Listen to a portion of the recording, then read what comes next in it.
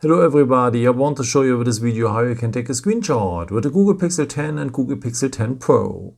For that you will need the buttons for. So you will need the power button and the volume down button. Press these both buttons just for short together and you're having a screenshot. After you can see the preview, with the pen you can edit a screenshot, and with this symbol here you can share directly with WhatsApp, Messenger and so on. So one more time, the power button and the volume down button just for short together and you're having a screenshot. If you tap now here on the pen, you have the chance to crop here a part of the screenshot, what is very useful if you want to capture maybe a picture from a website or something like this. And here with this pen, you can draw something inside or highlight something, and you can choose another color and so on.